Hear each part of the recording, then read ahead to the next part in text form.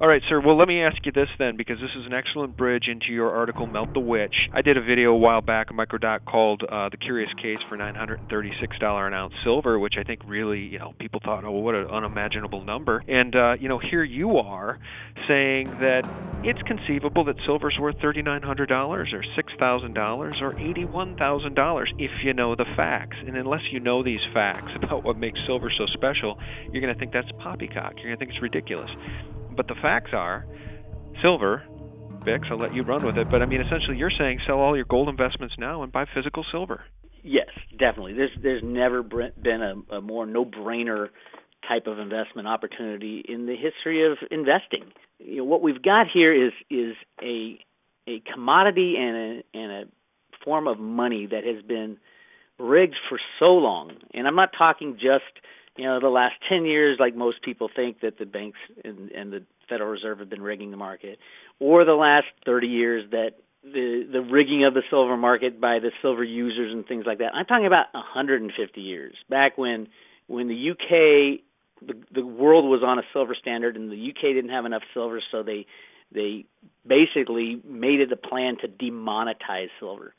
And then in the 50s, when industrialization kicked in with silver and electronics really started kicking in, silver being the best conductor of electricity, all that 50 billion ounces that we had above the ground has been used up. And to look at it, it's very difficult to stand back and say, okay, yeah, the price of silver has gone up from $5 to $30.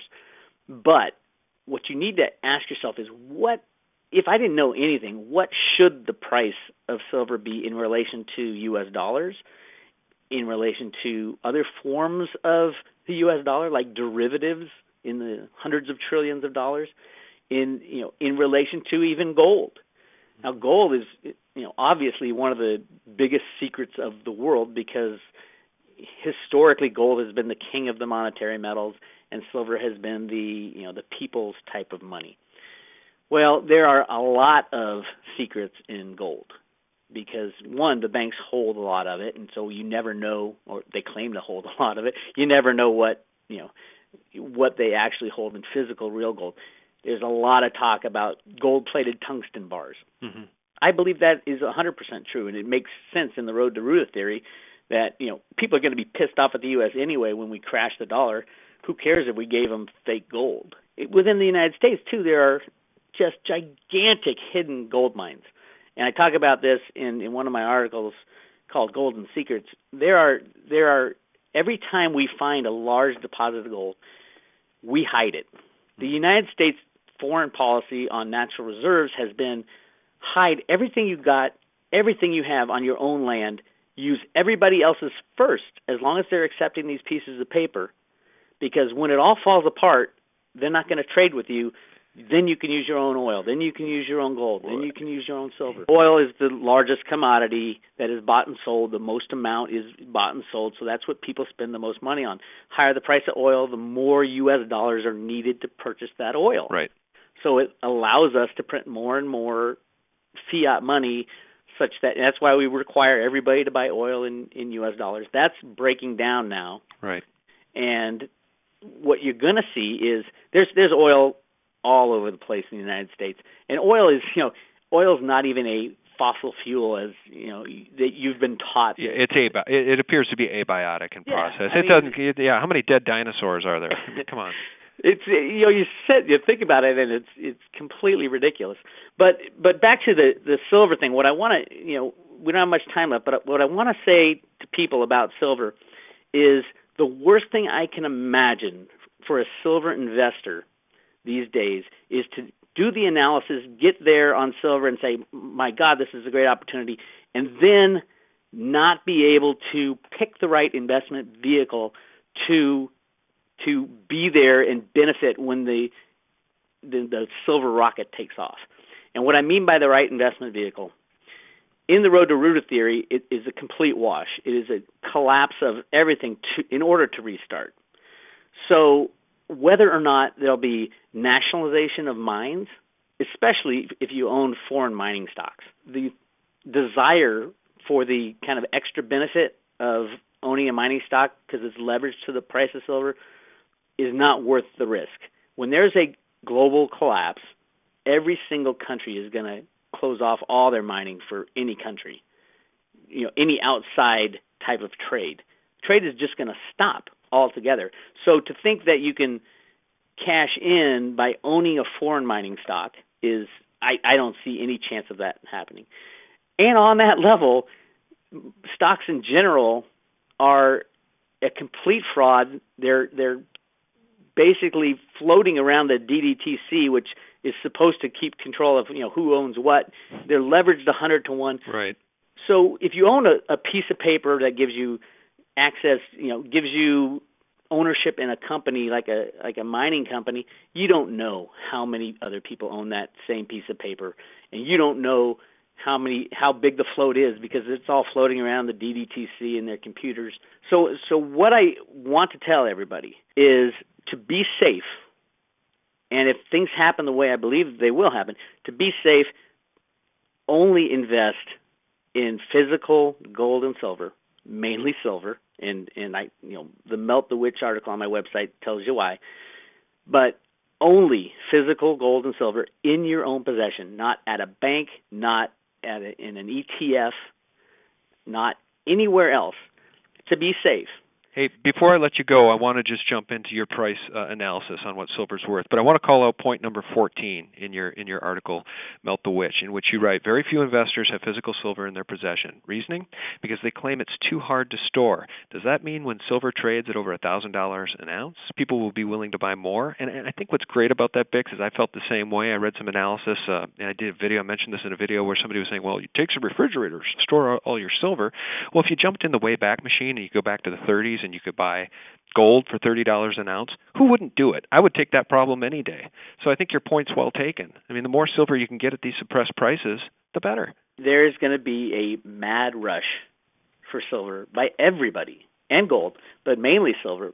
And I'm not just talking about us silver bugs who like talking about this stuff. I mean by everybody. The other thing, I'm writing an article on it right now, is you can't even trust your physical silver anymore. Never go with bars that you look strange or you don't know the mint that made it, because as silver increases in price, yeah, it's fine when it's you can buy a 100-ounce bar for $3,000, but when you're buying a 100-ounce bar for $30,000 or $300,000, people are going to start to say, okay, is this real? How do I know doesn't have molybdenum in it, which is what I think is at the SLV, even if they have bars.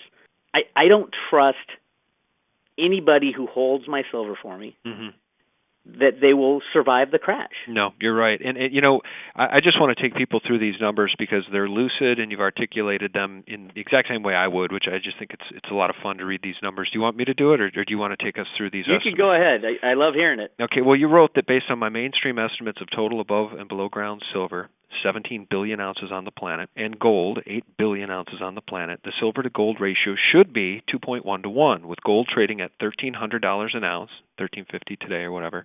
Silver should be trading at $619 an ounce, so it's 29 times undervalued.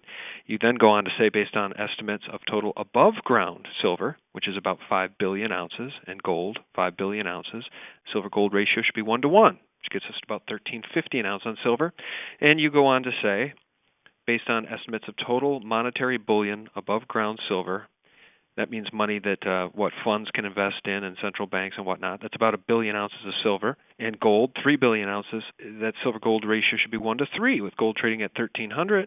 That gives us $3,900 an ounce silver, 186 times undervalued. And I even did the math on your other article, Bix, in which you wrote 6,000 silver in one bank. And that's great too, because if the price of, you make this argument that silver is essentially 5 times more rare now than gold, and at $1,360 gold, that gets us to $6,800 an ounce silver. The radical thing is, it's even much more than that. With all the silver that supposedly went into the SLV ETF, you're talking those people who invested in SLV really believe that they purchased that silver. Yeah, it's a good point. It's been an escape valve for real demand. Oh, yeah.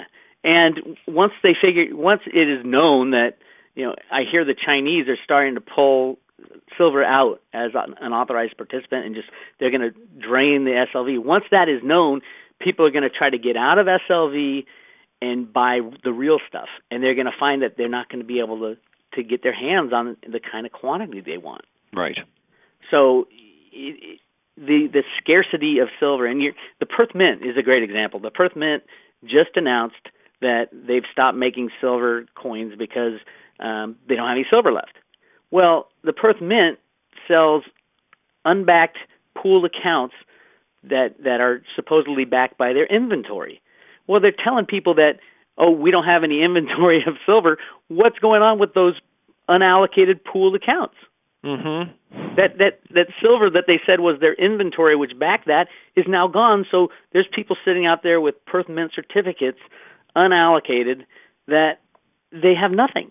Yeah, and we've seen some of these cases coming out of Scotiabank up in Canada where people are having a hard time getting what they thought was their metal in storage actually delivered to them. It is amazing. And the other thing I want to warn people about is don't rely on the COMEX warehouse numbers, because those warehouses are owned by the bad guys. Right. They're owned by the banking cabal. And the inventories of SLV are ridiculous as well. They had 20 million ounces go in on December 30th, a couple years back, and then 20 million ounces come out on January 1st so they could cook the books at the end of the year. It's all ridiculous. And it's ridiculous. If you're paying attention, you know it took Eric Sprott 3.5 months to get his 25 million ounces of silver, physical silver, delivered for his new PSLV fund, which is physically backed silver fund. So, no, you're right. It's impossible for 20 million just to come in and out and in and out and in and out. I mean, and for SLV to claim that, we can get this in a day, but Sprott takes 3 or 4 months. It's ridiculous. It is. Well, Bix, we really, really appreciate your time. You're just, you're a joy to speak with, and your material is incredible. You've got so many free resources at roadtoroota.com that it can keep people busy for days. It's kept me busy for days. I would actually like to cite that people check out in the resources tab the excellent 9/11 papers that you have. You have 2 papers that will curl people's toes should they want to take the time to read those, and that's in the resources link on the left. I would like to point out that those are just links to papers. I didn't write them. I believe it was the O&I that wrote it, the Office of Naval Intelligence. Agreed. I should have mentioned that. I did know that you didn't write those, but I appreciate the information because, again, in this war for truth, however we can share that information and get people to just recognize what we're up against and essentially take accountability for truth and justice and honor, the better off America will be in the future. So, Bix, how do people hook up with you if they want to get to your members-only material? Well, there's on the site, there's a subscription section on the left side, and the members-only stuff gets deeper in depth. It has weekly updates on where we are. It has what we call a Friday road trip that has analysis of how the week went and where we're going in the future, and also special reports. But I also want to say that there's a lot of free information on the top section, and there's a little archive button at the bottom, because the key to all this, and the reason we do this Road to Roota stuff, is to get the word out to everybody, even those who don't want to buy. The subscription's $149 a year, and it gives you access to everything. But there's a ton of information in the free top part, and you can sign up for free updates on the top left portion. And the more information gets out there from everybody, tell your friends about silver and gold and what's going on, because we're going to need knowledge if we're going to survive this coming turmoil. Well, I want to thank you on behalf of everybody for all of the fantastic information you're putting out there, because at the end of the day, Bix, we're all in this mess together, and, a little Bic lighter of truth can light up an entire room of darkness. So thank you, Bix. I agree 100%, and thanks for having me on, and let's do it again soon. I look forward to it. All right, take care, Bix. All right, Sean. Bye-bye. Bye-bye. And guys, this concludes the interview with Bix Weir. We're going to be speaking again in the future, so if you have any questions for Bix, send them my way. And as always, guys, thanks for watching. Good night.